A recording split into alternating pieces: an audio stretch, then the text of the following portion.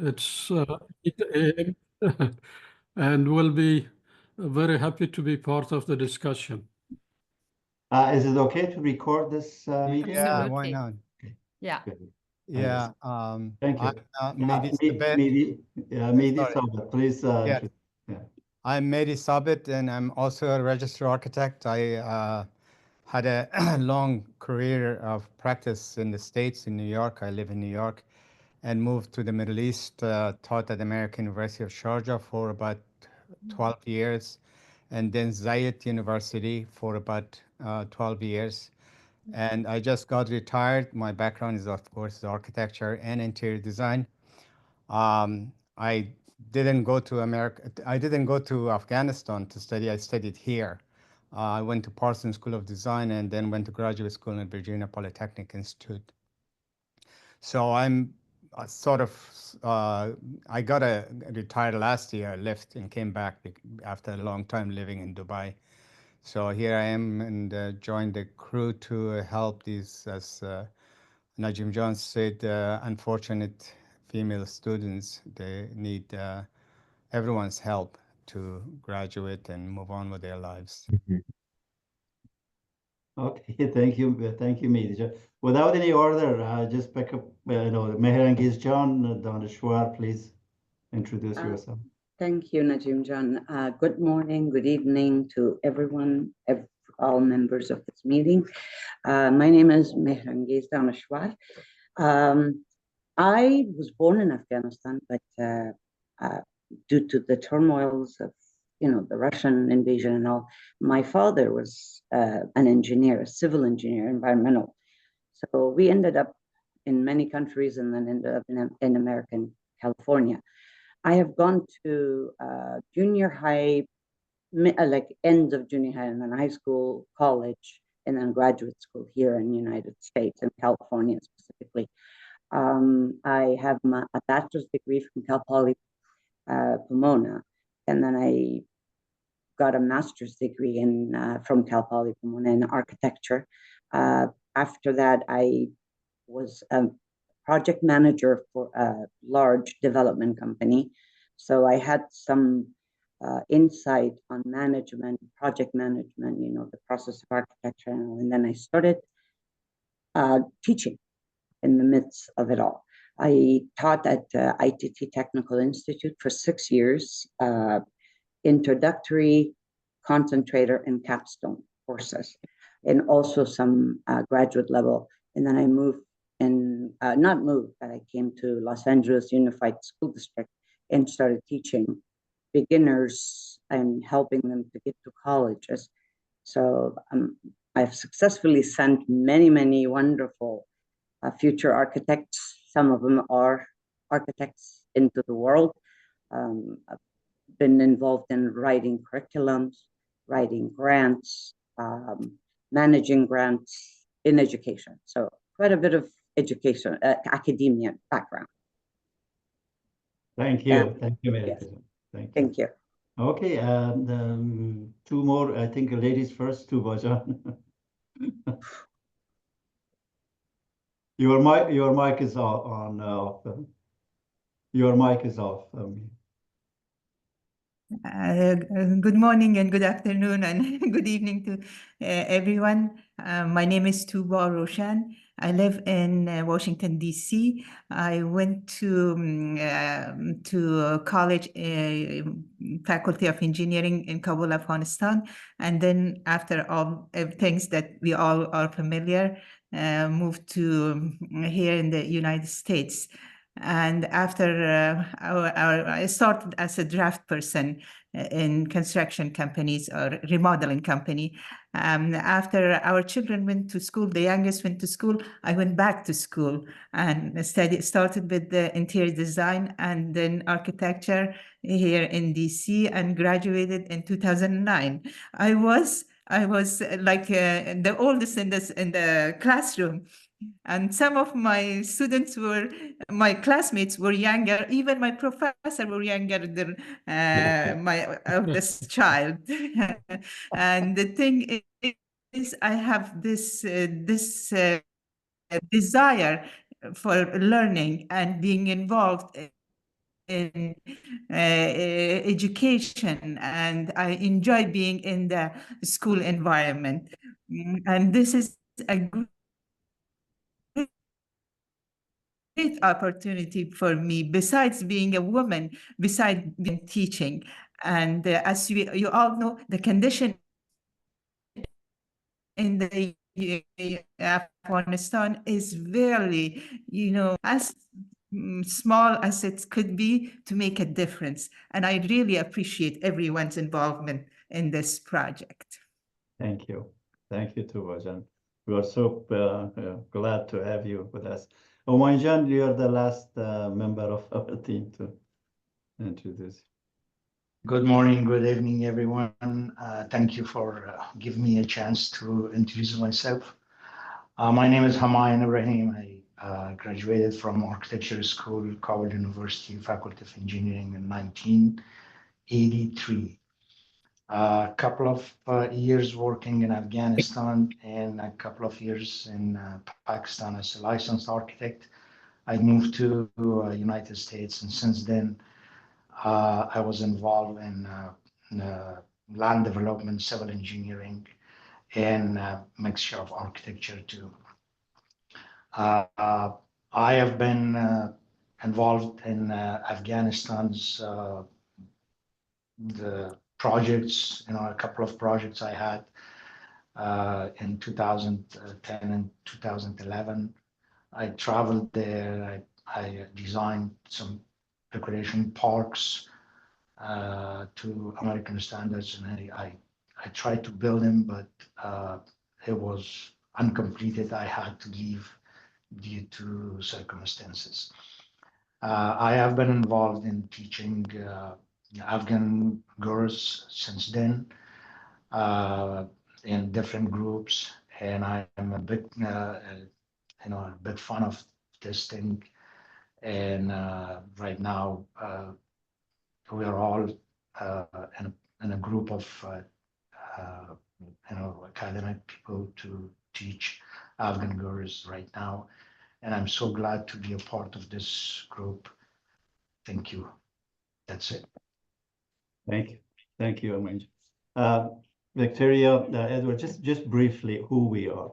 First of all, we all know each other. We all knew it. I mean, most of us knew each other from 40, 45 years back in school in Afghanistan. So it's and we share the same memories, good memories, and also the pain and suffering of the people of Afghanistan in the past 4 decades, especially lately, the women. Anyway, somehow we have been involved, trying to help the country in a different, as an architect and planners and in education through the Society of Afghan Engineers, that most of us are members of that society. This activity doesn't belong to that, but through that we have been providing online lectures, seminars to students there. Last October, I was invited by Mr. Fadwa, who's coordinating a team to give a lecture, to give a seminar on architecture. Students, a lot of architecture students. I said, well, a seminar is not going to do much. I can talk about the history. I can talk about construction material, building code, but how is that going to help the students? So I came up with an idea, and I said, no, let's go. If you have 60, 80 students, we can provide a course, a class to get through 3-4 months and get the students who couldn't finish their degrees, especially the women, to finish it. And I think the idea was, all the girls, from the Afghanistan side, they got excited, and I said, yeah. So we found about 70 to 80 students from Afghanistan, from Kabul University, Polytechnic University. Some came from provinces like Herat, Mazar-e-Sharif, Jalalabad also attended. So we found out that we have students from 5th year, like 8th semester or 9th semester, which was the very last semester to graduate, and then the school closed. So we had students from fifth year students, fourth year students, third and second. For us, because we're not a school, we are not, we don't have that kind of establishment. And it was difficult for us how to handle this. So we divided the students into two groups. The senior groups, advanced classes, beginner classes, second year, third year, advanced classes, fourth and fifth year. Mainly Dr. Kazemi and myself are in charge of this fourth and fifth year students. In Mehdi and Mehrangiz and Tubajan and Moinjan are handling the second and the beginner class. But the class, I mean, we allow the students to attend both classes. Only those students in the particular class are required to do the projects, but the others can come to the class and listen to the class. So since October, I think we have provided at least 20 classes. In each class, one or two lecturers and professors, give lectures. And we came up with a project. For the fourth and fifth year, we asked them to design a student center, which we never had a student center in any of the universities in Afghanistan. But I believe in American University of Afghanistan, when I was working with the USAID and I did the master plan, we designed a student center for the American University of Afghanistan. That was the very first. So a student center was something very new to the students, because Kabul University doesn't have a student center. None of the university has a student center. So one of the projects is for the fourth and fifth year to design a student centers. And we provided them with, the background information. I went to MIT Student Center, took photographs to UMass, University of Massachusetts. So I showed them, what is a student center? So now the students are designing a student center at Kabul University. And Medijan and Merangijan, they came up with another idea to give an assignment, a smaller project for the second and third year to design a women wellness center. And that's also something not familiar in Afghanistan. So the students didn't know what is a woman wellness center. And Mehdi John and Merangiz John gave lectures and lectures, introduced what the wellness center is. And now the students are designing a woman wellness center in Kabul, different locations. So we're busy with this. So we are all volunteers. We do not belong to any funding agency. We don't get any funding. However, the students told us that they don't have the internet fee, which is like $12 or something. So one of our faculty said, I will give the monthly fee for everyone. So that was taken care of. Some said that they're using their phone to listen to our lectures. They said our phone doesn't work. I mean, so we bought some tablets. So, I mean, laptop is expensive, but tablet is at around $80 in Afghanistan. So we bought a number of tablets to give to those students to do it. Merangiz John, I mean, she's very kind. She bought tracing paper, pens, several kinds of sketching papers, and distributed to the students. We have not asked for anyone else to help us, and I think we can handle taking care of the needs of the students. So far, they're asking for a bank, power bank, because the electricity in Afghanistan, in Kabul, goes on and off, on and off. So they want to have a power bank, which I really don't know. I think we have some here free in my office, but I think it's like $20 item. So we're considering to buy some power bank for the students, and I think that is it. So basically, we are very inexpensive institute, and we can handle it ourselves. What we need, I think we discussed it yesterday briefly, what we would need from American University of Afghanistan. One of the things was that, after we finish these classes, we want to go with the second class. So what are we going to give to these students? I mean, we can give a certificate, but that's not going to do anything. I mean, the students wants to get some kind of recognition that they studied under these teachers, and at the end, a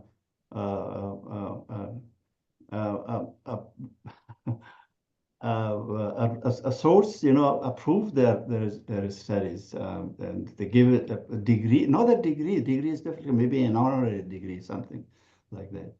So I approached MIT and University of Massachusetts that I'm in contact with them, but I think they said this is a good idea, but they said at this time we cannot do it because of this, because they have no connection how to connect with the government or how to do. It's difficult.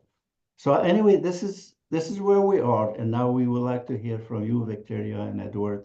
What do you think about our program? Is it lacking anything? Is it something we're doing that needs to be done more? How you can help us? How you can provide some support? Well, thank you. First of all, it's amazing to to see you all and to see how deeply engaged you've been in trying to find a way for the new generations. And it's so sweet to know that you're all school friends and that you're still working together after all those years. And I have to say, being based here in Doha, every time I go to the West Bay, which is where all the big high-rise buildings are, I'm thinking, oh, when will Afghanistan look like this? How many decades will it take? And I'm sure that it's going to be even more beautiful than Qatar one day, from with the Afghan features, etc. But I think architecture and engineering is definitely a need in the country, and that more importantly, this is with the different softwares that exist nowadays. It is something that women can do from home, and it is from all. I mean, you know your trade much better than I do, so that definitely the needs and you're definitely serving the needs of the country. Now, as a UIF, I'm not so sure what we can do, but let me introduce myself. So I have two hats here. I am provost at AUIF. I was in Kabul for 2.5 years, and now I've been since in Qatar. I've been at AUIF for 6 years. And then 2 years ago, we, stemming from exactly the same experience as yours, seeing programs emerging here and there. Your program is like a carbon copy of another program that exists in medical studies. There's two programs, Afghan online universities for medicine, that exist at the moment to do exactly what you do. And, stemming from a few doctors starting on Zoom, and now it's like this huge operation with 200 doctors all over the world. And so my second hat is the co-chair of the Alliance for the Education of Women in Afghanistan. And it's an initiative that it's an umbrella organization for 90 or so projects and organizations and schools and UN agencies that provide education to Afghan women and girls in Afghanistan. So what we do is we share information about what it's like to, what opportunities are out there, what are the logistical challenges, and how we operate on a daily basis. But we also are establishing quality standards, a whole quality assurance system. So we started with the standards, we piloted them back in the fall. We are going to work on pilot our peer recognition system in the spring, and then we're going to be establishing a credential system. And it's very much US based, which is, which is overall a peer system, but at the same time, we recognize that each discipline needs their own credentials. And so we know that the medical studies folks are, we are helping the medical studies folks speak to accreditation agencies in, specifically within their discipline. And so this is, we're providing the technical tools for them to have these discussions. And so I think that what you're doing, your initiative would be perfect for the Alliance, and that you could definitely benefit from knowing what other specific disciplines and professional bodies have done to remedy the situation of not having a ministry. Basically, we have our own shadow ministry of education and higher education, and we have our own ecosystem and our own credentialing system. But this doesn't.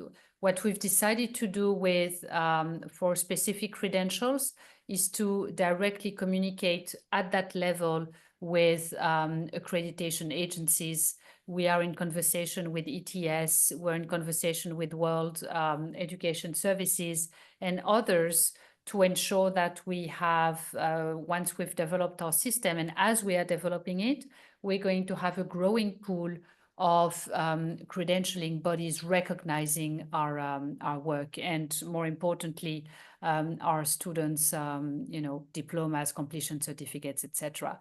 And already we have a growing community of Ivy Leagues in the US recognizing our completion certificates, and that's huge. So our high school completion certificate has just been recognized by Stanford for admission. And this is what really it's all about. It's not about, it's not about being recognized by any ministry, but it's to afford the possibility of our learners to move on if they want to. So that's definitely something that we could welcome you to, and that eventually we could help you with in terms of obtaining specific credentials that you need. Well, thank you so much. Since the time, this is an open discussion. I think I let my colleagues to speak up and express their views and their demands. Yeah. I just had a question for Victoria. Victoria, hello. Great to, you guys are doing wonderful things for Afghanistan. That's great. I just have one question. You're saying that you guys have your own credentialing system. Obviously, you have a curriculum as well. Based on what standards did you align those curriculums? Because we have here in California, we have anchor standards, we have pathway standards. There are different standards that we abide by. I wanted to know where you got your basis. We established our own standards based on the humanitarian passport, which was developed by Pearson and Humanitarian Leadership Academy in the UK, and which is the gold standard for humanitarian education in humanitarian action. So we based our standards on that. We repurposed them for Afghanistan. We've just finished our consultation process, and we've established, standards are, standards, but we basically we've reshaped the order of the sequences based on the needs and the reality that we face in Afghanistan. For instance, now we will only we will accredit one another. So that's when the peer recognition system comes in. And we will only accredit institutions or recognize institutions within the network that have proper resources, the support within communities, et cetera, so that they just don't open and shut down when the person is tired of saving the world, which has happened a lot. So that's basically what we're basing them on. But in our specific discussions with different credentialing bodies, we are aiming to go further than that and specifically accredit disciplines. And that's what the medical folks are doing at the moment. They're speaking with the University of Bern, and we are helping facilitate that discussion. Wonderful. Yes. Yes. Go ahead. Hi, Victoria. Thank you for the background. That's quite exciting. I have a very specific question. I've been involved with education curriculum building for a long time, and I understand architecture program at least 4 to 5 years. As a matter of fact, I finished my last stint at ZU was to create a new architecture program for them, which was based on American system. Now, in relation to that, your organization, do I assume that you have a basis for um, or expertise in your organization in terms of architecture programs, or you're just relying on outside institutions to help you out? We don't have architectural programs at all Okay. as part of the Alliance. This is why your specific initiative would be so relevant to what we do. I forgot to mention that we are mapping all the ecosystem at the moment, and we are developing a website that will recreate learning pathways or for prospective learners. So right now we've got medicine, we've got midwifery, nursing, etc., which are online and also face-to-face, but differently, because it's all about going around the obstacle in Afghanistan, and we don't have architecture yet, so that would be something amazing for our learners. Yeah. That is going to be a huge feat, because it's an enormous amount of resources need to establish a program first. And looking forward to see how it goes. If I know the American University of Afghanistan doesn't have architecture program. As a matter of fact, there is no standalone architecture program, never been in Afghanistan. It was part of engineering. So that would be one way, because most of our students now, they have the desire to finish up and get that recognition. And we have a STEM department, a STEM division that has engineering in its name, and we don't have anything. So I was speaking about the Alliance, but as a UAF, we don't have that component either.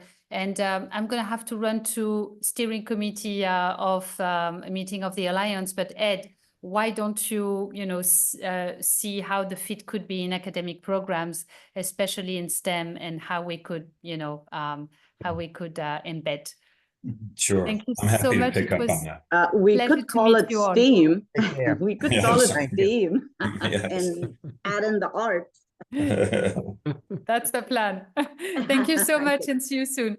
Bye-bye. Thank you, Victoria. Thank you very much. No, that acronym would solve a lot of problems, wouldn't it?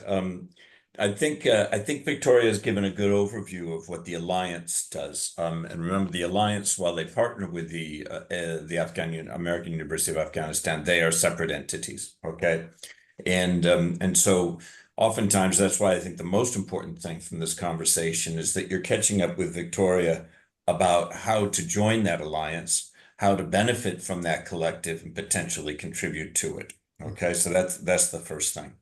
In terms of AUAF, I feel your pain about looking for a robust, recognized accreditation identity, and I certainly understand the hard work it takes to develop a curriculum.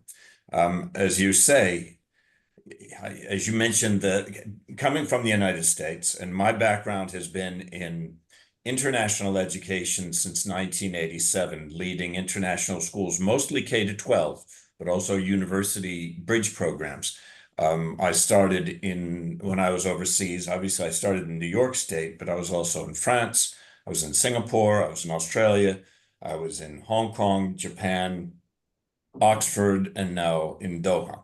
And every one of those, you have different metrics. You have different notions of what does good look like, and as Victoria says, of course, there are standards, but sometimes the people who own those standards tend to be a little bit petty about the differences, don't they? And it's very hard to come to a common, fundamental, generic standard agreement. So I think what she's mentioned about the HPAS standards that they use at the Alliance makes a lot of sense, because it is generic and it is available as possible. But the hard part for you is, I assume, what do your students do from here, right? How do you make sure that the hard work that you're doing isn't leading young women to a cul-de-sac? All right. And there are two different cul-de-sacs. One is educational and the other is professional. And that's why I do think that we could carry on the conversation to see, A, not just what help you might get from the alliance, but B, could there be some kind of a la carte, cut and paste kind of collaboration of some of your students being able to access some of our STEM classes, where relevant. If you were able to review what you see as a curriculum, and if we were able to share ours, could we conceivably do exchange of services in kind? Or we say, here's some of what we teach and when we teach it and how we teach it. And I'm not making any promises, because as an entity that's funded by USAID and Department of State and others, you can imagine the compliance and standards that we're beholden to. I'm sounding very gloomy compared to Victoria, but I'm just a realist and I wanted to be upfront about these things, okay? So I do think that what we could do is down the road share what does our catalog of courses look like in our STEM program. To what degree might some of those courses, under ideal conditions, be able to supplement and support what you do? And vice versa, might some of the women that you help find ways into AUAF services so that there was a symbiotic relationship? Again, I'm just dreaming here. I'm not making promises. I'm just saying, what if? Okay. But I do think it starts with knowing what each of us has in our catalog and cabinet. Do you know what I mean? And seeing where the connections are, or maybe. And those connections may be in courses, they may be in exchanges of talent, they may be in shared seminars and programs. Who knows? Who knows? The other thing that we have here at AUAF is you were talking about the students, and I'd be very interested in what kind of challenges they face. You've already described the same challenges that our students face, right? It's electricity, it's data packages, it's having to take courses on their phones. And our courses are even a little bit more demanding in that context, because our courses are delivered through a learning management system, okay? And through Canvas learning management system. Some of you might be familiar with Canvas. It's used at a lot of universities in the United States. And so we have instructional design for our courses that come down the phone or in a tablet or on their laptops. But as you say, some of them have challenges managing that. And one of our challenges is to make sure that we're making maximum use of our instructional design in a learning management system without making it so cumbersome that it doesn't make it down the digital pipelines to get to their phones or their laptops, So you need to find that Goldilocks spot when it comes to that. And so realistically, I think those are some of the points that we could explore in the future. We also share a similar challenge that with our women, our female students, where to from here? Even if they get an American University of Afghanistan degree, we'd like to be able to build opportunities for them to take their degree to professional conditions online, and in their own context. And so that's a little bit trickier to manage. I know that I've been working with our business department and our STEM department, and we're exploring how we can be building online entrepreneurship initiatives, okay? So that the women can graduate with a degree and be able to build a digital business that they can operate on their own, okay? Similarly, though, we might be able to see, and again, I'm just speaking off the top of my head, the same way that some of you in your transition to new countries, and Tuba, thinking of you in particular, you landed on your feet, you transitioned, you found ways through in a face-to-face environment. I'm wondering, do we have a model so that we can help young women do the same thing in a digital environment? So look, those are some of the things that I'm thinking of. And I'll just stop there. Again, I'm just thinking out loud, really. Well, here's Ed. Thank you for your information. As you might know, architecture is a different animal. Yes. because it involves studio-based education. However, the COVID period, I remember when teaching in Dubai, we had to go online and sort of create a sort of a convoluted program to teach students online, Hmm. especially studio courses. Lecture courses are easy. You can put your Yeah. phone on and listen to a faculty member give a lecture, but the studio base is one-to-one based, and we're experiencing that now. And part of Yeah. it is really the communication is not streamlined, and also because of the problems that they have with their digital technology back home in Afghanistan. So that is the physical aspect. But the bigger picture here is that, and we talked about that teaching architecture or interior design or design in general requires a solid base for the students, the foundation base. And what are involved right now, we are in the middle of their education. I don't know what happened to their beginning, and we don't know what's Exactly. going to happen in the future. So I think for us as a group, it might be to sort of reflect on this, to where, as you said, where do we go from here? We can finish up this crowd or this group of students, hopefully successfully. But do we continue this as a solid program that we offer in conjunction with the American University of Afghanistan? I'm very familiar, by the way, with American University in Sharjah. We created the architecture program completely independent Excellent. of engineering. That was part of the deal because it's an American university. So yeah, the challenge is that how do we go? What do we do with the current students? How do we help them moving them forward? And listening to some of the students, they like to get some Yeah. recognition at the end because Yeah. really And important. you're and Mindy, you're doing great work in, dare I say, salvage work. You're taking young women who've already invested time and effort and Right, getting them over a finish line, some kind of a finish line. exactly. Um, and once you complete with the youngest of your cohort members, the longer term and frankly, sometimes for me, the more depressing objective is now how do we, in British terminology, mind the gap? When we Yeah, have, we will have X number of years where students above the age of 14 have not had the prerequisite education just to get to your architecture courses. And that's where the alliance comes in to a certain degree. But I guess what I'm saying is that it would be really worthwhile to look and think together about, okay, where is the symbiotics for the short term? And how can you in the alliance join the discussion of the long term, and planning and preparation?